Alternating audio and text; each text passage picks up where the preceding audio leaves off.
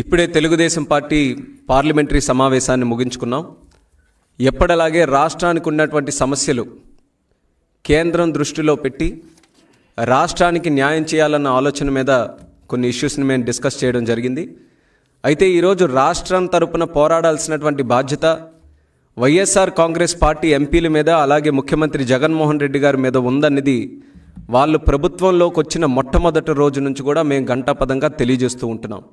ఈ 3 సంవత్సరాల్లో వాళ్ళ బాధ్యతలో 1% కూడా నిర్వర్తించకుండా, ఒక్క హామీని కూడా అమలు చేయకుండా వాళ్ళ తాలూకా రెస్పాన్సిబిలిటీ నుంచి ఈరోజు పారిపోయి దొంగ మాటలు చెప్పుకుంటూ వ్యవహరిస్తున్నారు తప్పితే, ఒక్క విభజన చట్టంలో ఉన్నటువంటి హామీల్ని న్యాయంగా ఇది పూర్తి చేశామన్నటువంటి పరిస్థితి ఏ ఒక్క ఎంపీ అయినా ఈరోజు వాళ్ళకు ఉన్నటువంటి ఎంపీలో ఒక్కరైనా దీని మీద సమాధానం కానీ స్పష్టత కానీ ఇవ్వగలరా అని తెలియజేసుకుంటున్నాను. ఆ రోజు ఎన్నికలకు ముందు మాత్రం జగన్మోహన్ రెడ్డి గారు రాష్ట్రం అంతటా కూడా తిరిగి ఈరోజు రాష్ట్రం డెవలప్ అవ్వకపోవడానికి ముఖ్యమైనటువంటి కారణం కూడా కేంద్రం నుంచి నిధులు తీసుకొని రాలేకపోతున్నాం, లేకపోతే విభజన చట్టంలో ఉన్నటువంటి హామీల్ని అమలు చేసుకోలేకపోతున్నాం. అందులో ముఖ్యమైనటువంటిది ప్రత్యేక హోదా ఈ రోజు వరకు మనం సాధించలేదు. కాబట్టే ఈ రాష్ట్రంలో పెట్టుబడులు రావట్లేదు, యువతకు ఉద్యోగ అవకాశాలు రావట్లేదు, రాష్ట్రం అభివృద్ధి చెందట్లేదని రాష్ట్రం మొత్తం కూడా దండోరా వేసుకుంటూ కూడా మరి అందరికీ కూడా చెప్పి ఓట్లు దండుకున్నారు జగన్మోహన్ రెడ్డి గారు.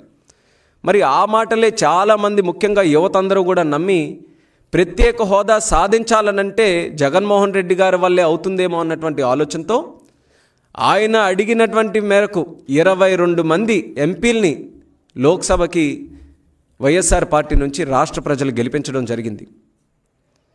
అదే జగన్మోహన్ రెడ్డి గారు ఏ మాటలైతే ఆ రోజు అన్నారో 3 సంవత్సరాల తర్వాత మళ్ళీ మేము ప్రశ్నిస్తున్నాం. మీ తాలూకా వాగ్దానాలు, మీ తాలూకా హామీలు రాష్ట్ర ప్రజలకు ఏదైతే ఇచ్చారో ఏమైంది? మీ మాట తప్పం మడమ తిప్పం అన్నటువంటి ఐడియాలజీ ఏదైతే ఉందో అది ఎక్కడికి పోయింది ఈరోజు అని అడుగుతున్నాం. ఆ రోజు ఉన్నటువంటి పరిస్థితుల్లో కేంద్రాన్ని గడగడలాడిస్తాం, మెడలు వంచి మరి ప్రత్యేక హోదా సాధిస్తామని అన్నారే. ఈరోజు అదే కేంద్ర ప్రభుత్వం మోదీ గారు మీకు కనబడితే సెల్ఫీలు దిగి ముచ్చట్లాడుకున్నటువంటి పరిస్థితి రాష్ట్రంలో ఏర్పడిందనంటే రాష్ట్ర ప్రజలు మిమ్మల్ని చూసి ఏమనుకోవాలో దానికి సమాధానం చెప్పమంటున్నాం. ప్రత్యేక హోదా సాధించాలి, ప్రత్యేక హోదా మీద నిలదీసి అడగాలి. అరే ప్రజలకి అదే హామీ ఇచ్చి ఇంతమందిని మేము గెలిపించుకున్నాం కదా, వాళ్ళు చూసి ఏమనుకుంటారో కనీసం వాళ్ళ తరపునైనా సరే ఒక మాట కేంద్రంలో పార్లమెంటు సమావేశాలు జరిగితే అడగాలన్నటువంటి ఇంగిత జ్ఞానం కూడా జగన్మోహన్ రెడ్డి గారికి కానీ వాళ్ళ పార్టీ ఎంపీలకి ఇప్పటికైనా కలుగుతుందా లేదా అనేది ఈ సందర్భంగా మేము ప్రశ్నిస్తున్నాం. ప్రత్యేక హోదా మీద ఈ 3 సంవత్సరాల్లో ఒక్కసారి కూడా గట్టిగా అడగనటువంటి దాఖలాలు ఎక్కడా కూడా లేవు. అంటే వాస్తవమే కదా, ఎక్కడ అడిగితే జగన్మోహన్ రెడ్డి గారి తాలూకా కేసులు మరి అవన్నీ కూడా టైటన్ చేసి ఆయనకి జైలుకి పంపిస్తారన్నటువంటి భయం ఈరోజు స్పష్టంగా కనబడుతున్నట్టే కదా. మరి అదైనా ఒప్పుకునేటటువంటి దమ్ము ఈ వైఎస్ఆర్ పార్టీ ఎంపీల్లో ఉందా? స్పష్టంగా తెలియజేయండి. నంగనాచి మాటలు మాట్లాడడం కాదు. మేము కానీ కేంద్రం దగ్గరికి వెళ్ళి మోదీకి ఎదుటిగా నిల్చొని మాకు ప్రత్యేక హోదా ఇవ్వండి అని అంటే సిబిఐ కేసుల్లో ప్రధాన ముద్దాయిగా ఉన్నటువంటి జగన్మోహన్ రెడ్డి గారు జైలుకు వెళ్ళి కూర్చుంటారు. అది మాకు ఇష్టం లేదు. మా నాయకుడిని కాపాడుకోవడానికే మేము ఎంపీలుగా ఈరోజు ఇక్కడికి వచ్చాను తప్పితే రాష్ట్ర ప్రయోజనాల గురించి, ప్రత్యేక హోదా గురించి రాలేదు అన్నటువంటి మాటైనా ధైర్యంగా చెప్పమని ఈరోజు వైఎస్ఆర్ పార్టీ ఎంపీలని మేము అడుగుతున్నాం. ఎందుకనంటే ప్రత్యేక హోదా మీద ఇప్పటికైనా పార్లమెంటు సమావేశాలు మొదలవుతున్నాయి కాబట్టి అదే దాని మీద మీరు సాధించేటటువంటి ప్రయత్నం చేస్తున్నారనంటే ఇప్పటికైనా ఒక స్పష్టమైనటువంటి హామీ ఇవ్వండి, ప్రజలకి తెలియజేయండి. ఎందుకనంటే మీ తాలూకా జ్ఞాపకాలే ఒక్కసారి గుర్తు చేస్తాం. గతంలో తెలుగుదేశం పార్టీ ఉన్నప్పుడు, ప్రభుత్వం ఉన్నప్పుడు మేము ఎంపీలుగా ఆ రోజు 15 మంది తెలుగుదేశం పార్టీ తరఫున ప్రాతినిధ్యం వహిస్తుంటే ఇదే జగన్మోహన్ రెడ్డి గారు ఇంతమంది ఎంపీలు మీ దగ్గర ఉన్నారు కదా, మీరు రాజీనామా చేయండి, రాజీనామా చేస్తే కేంద్ర ప్రభుత్వం మీద ఒత్తిడి వస్తుంది, రాజీనామా చేస్తే ఖచ్చితంగా వాళ్ళు ప్రత్యేక హోదా ఇవ్వడానికి మీ అందరి తాలూకు ఆలోచనల మేరకు సహకరిస్తారని ఎన్నిసార్లు ఆ సందర్భంలో చెప్పడం జరిగింది. మరి అదే మాటని ఒక పక్కన పెడుతూ వాళ్ళ ఎంపీలను కూడా ఆ రోజు రాజీనామా చేయమని చెప్పారు కదా ఇదే జగన్మోహన్ రెడ్డి గారు. అంటే 15 మంది ఎంపీలు ఆ రోజు తెలుగుదేశం పార్టీకి ఉంటే ఆయన గట్టిగా చెప్పి మీరు రాజీనామా చేయండి అని అన్నారే. మరి ఈరోజు మీ పార్టీలోనే 22 మంది ఎంపీలు ఉన్నారు కదా జగన్మోహన్ రెడ్డి గారు. ఆ ప్రత్యేక హోదా కోసం మీరెందుకు మేము ముందుకొచ్చి మేము రాజీనామా చేస్తామని చెప్పలేకపోతున్నారో ఒక మాట చెప్పమని కూడా ఈరోజు జగన్మోహన్ రెడ్డి గారికి మేము నిలదీసి అడుగుతున్నాం.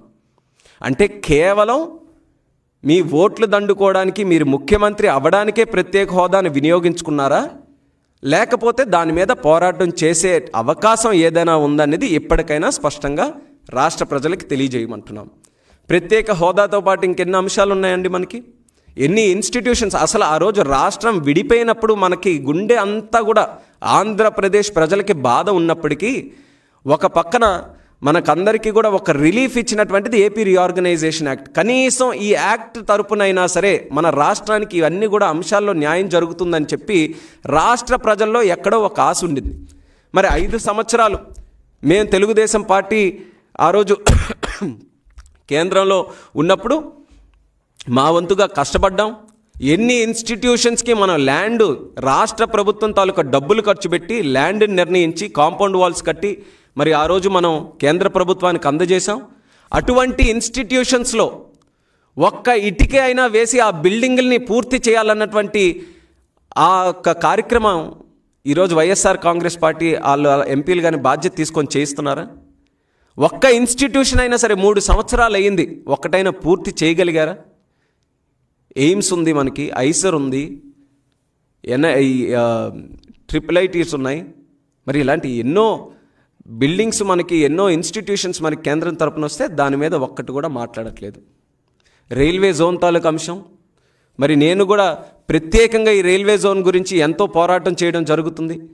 అనౌన్స్మెంట్ ఎప్పుడో చేశారు రైల్వే జోన్ ఇస్తున్నామని. అనౌన్స్మెంట్ చేసినా ఈరోజు దానికి సంబంధించి 1 కోటి రూపాయలు ఖర్చు పెట్టి ఆ బిల్డింగ్ కూడా విశాఖపట్నంలో ఎక్కడ కూడా నిర్మించడం జరగట్లేదు. కొన్ని దాని గురించి అయినా పోరాటం చేస్తారా అని అంటే అది కూడా లేదు. రైల్వే జోన్తో పాటు మనకు అత్యధికంగా ఉన్నటువంటి ఒక మంచి ప్రాజెక్టు పోలవరం ప్రాజెక్టు ఎంత అన్యాయంగా, ఎంత దారుణంగా రివర్స్ టెండరింగ్ అని పెట్టి అసలు ఆ ప్రాజెక్టు అసలు పూర్తి అవ్వకుండా చేయడానికి ఎన్ని అవకాశాలు ఉంటాయో అన్ని అవకాశాలు తీసుకొని వచ్చారు జగన్మోహన్ రెడ్డి గారు. ఆ రోజు బ్రహ్మాండంగా నడుస్తున్నటువంటి ప్రాజెక్టు ఇదే వైఎస్ఆర్ కాంగ్రెస్ పార్టీ వాళ్ళు చెప్పారు 70-71% పూర్తి చేశారు చంద్రబాబు నాయుడు గారి టైంలోని. మరి అటువంటి ప్రాజెక్ట్ని యథావిధిగా కొనసాగుంచే ఈరోజు వాళ్ళ మంత్రులు చెప్పినట్టు అయిపోయి ఉండేదేమో. మంత్రులు మారారు కానీ ప్రాజెక్టు మాత్రం ఈరోజు పూర్తి కాలేదు. ఆ రోజు ఉన్నటువంటి మంత్రి ఈ వైఎస్ఆర్ కాంగ్రెస్ పార్టీలో ఎన్నెన్ని మాటలు మాట్లాడాడు.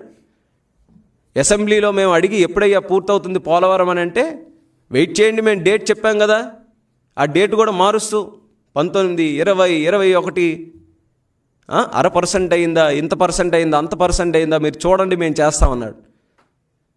ఏంటి ఎంత ఇదిగా మాట్లాడుతున్నాడు, ఇంత యారగెంట్గా మాట్లాడుతున్నాడు, ఏంటి సంగతి అని అనుకుంటే ఏదో పూర్తి చేస్తారా ఏంటి, ఎంత ఇదిగా ఉన్నారు కదా పూర్తి చేస్తానని అనుకుంటే ఆయనకి ఒక క్లారిటీ ఉండింది, నేను మంత్రిగానే ఉండను కాబట్టి నేను ఏం చెప్పినా చెల్లిపోతుంది, రేపు నాకు అడగరు కదా అని. అది ఈరోజు ఉన్నటువంటి మ్యాటర్.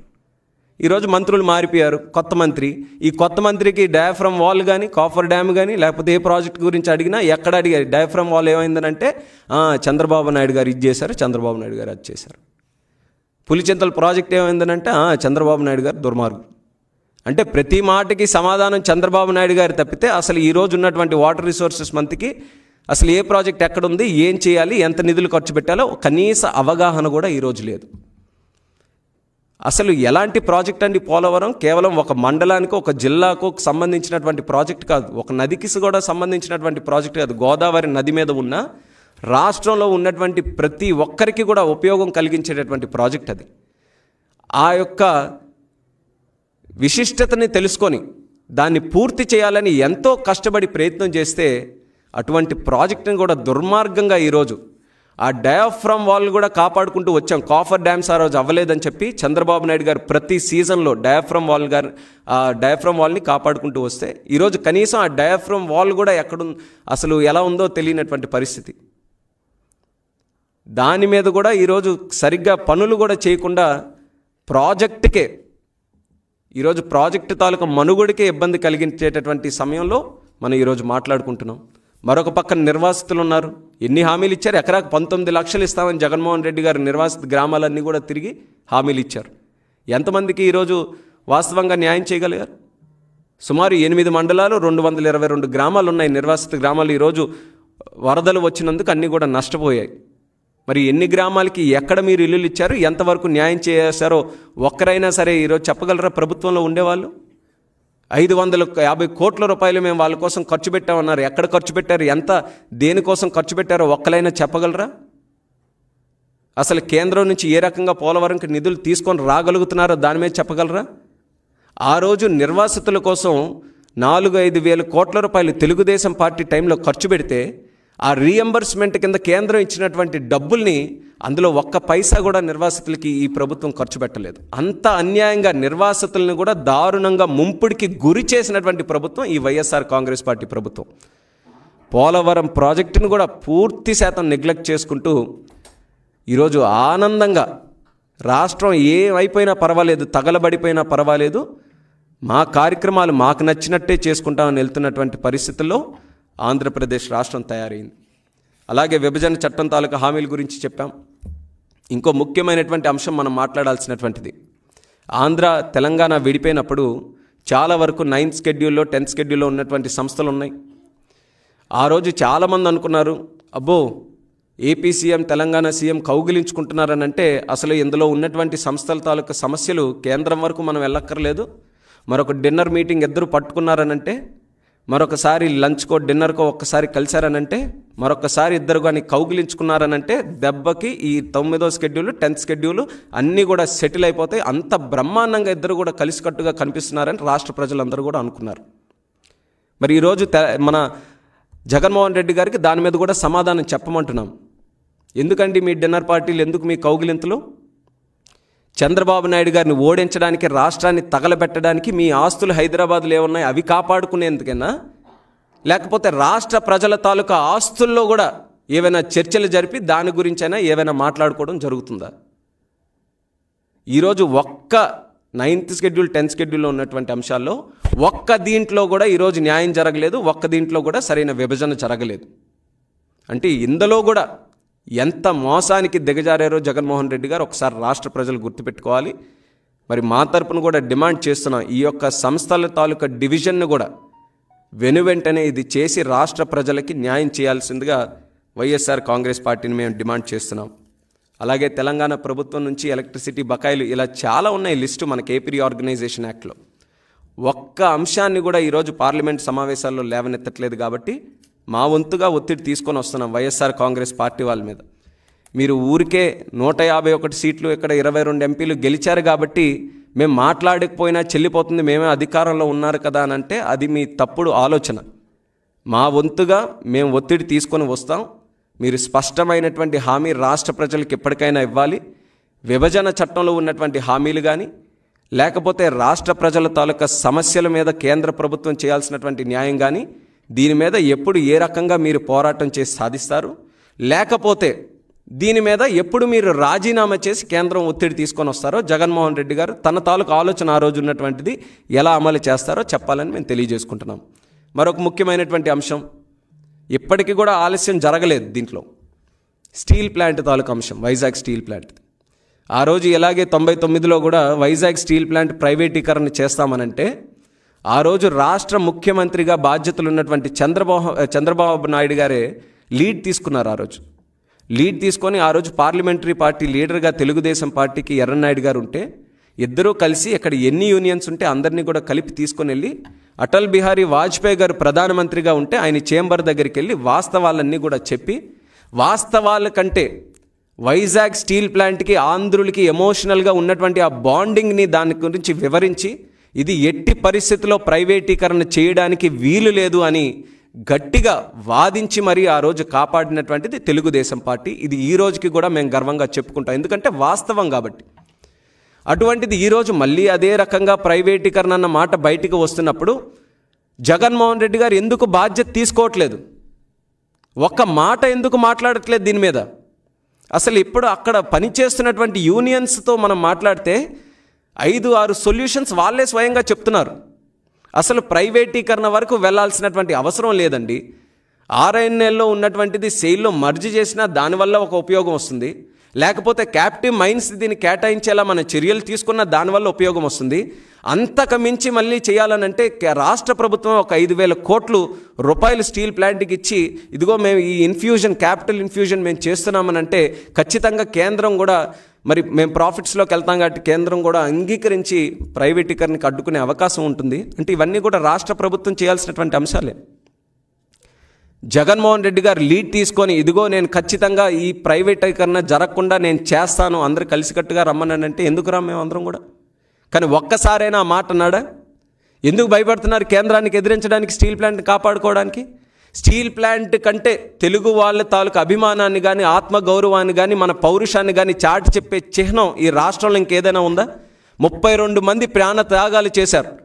కేవలం ఆంధ్రప్రదేశ్ ప్రజలే కాదు, తెలంగాణతో ఆ రోజు ఉమ్మడి ఆంధ్రప్రదేశ్గా ఉన్నటువంటి తెలుగు వాళ్ళు ఎంతోమంది ప్రాణత్యాగం చేసి విశాఖ ఉక్కు ఆంధ్రుల హక్కు అని సంపాదించుకున్నటువంటి వైజాగ్ స్టీల్ ప్లాంట్ని ఈరోజు ప్రైవేటీకరణ చేస్తుంటే ఒక్క మాట కూడా మాట్లాడినటువంటి దద్దమ్మ ముఖ్యమంత్రి ఈ జగన్మోహన్ రెడ్డి గారు.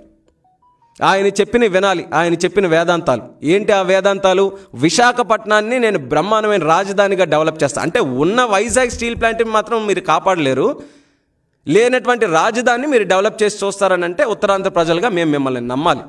మీకు అదే చిత్తశుద్ధి ఉత్తరాంధ్ర మీద కానీ తెలుగు ప్రజల మీద కానీ మీకు ముఖ్యమంత్రిగా ఈరోజు ఉన్నటువంటి బాధ్యత ఒకటి ఉంటే ముందుగా మీ పౌరుషాన్ని, మీరు గెలిచినటువంటి ఎంపీలని వీళ్ళందరినీ కూడా వినియోగించి కేంద్రంకి అడ్డుపెట్టి విశాఖపట్నం స్టీల్ ప్లాంట్ని కాపాడమని మళ్ళీ మేము డిమాండ్ చేస్తున్నాం.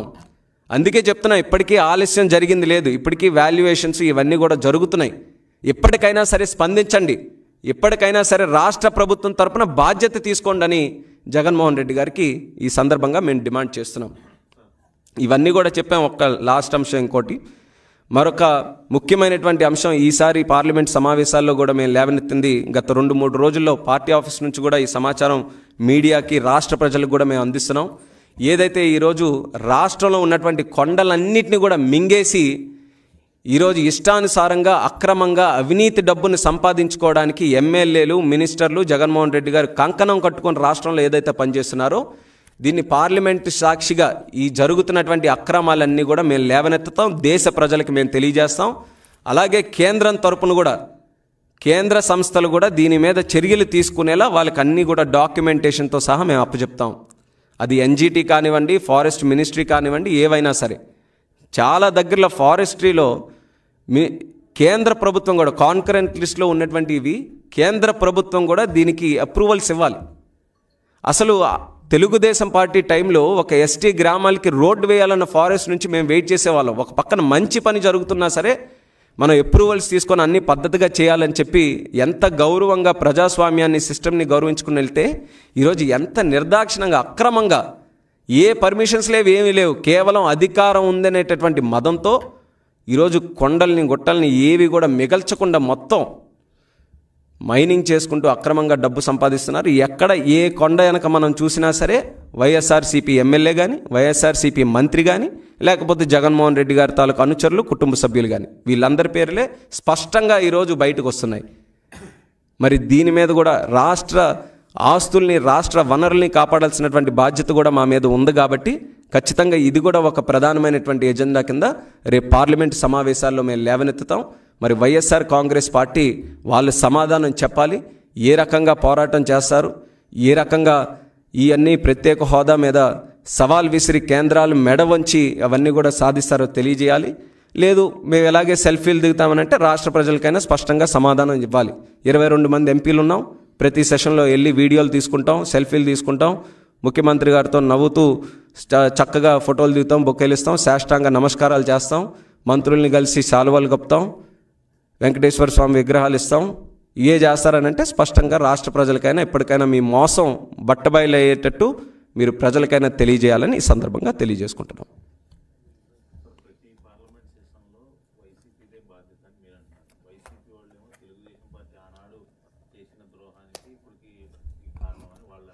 తెలుగుదేశం పార్టీ ఆనాడు చేసినటువంటి ద్రోహం అయితే 2019 ఎలక్షన్స్లో అప్పుడే చెప్పాలి.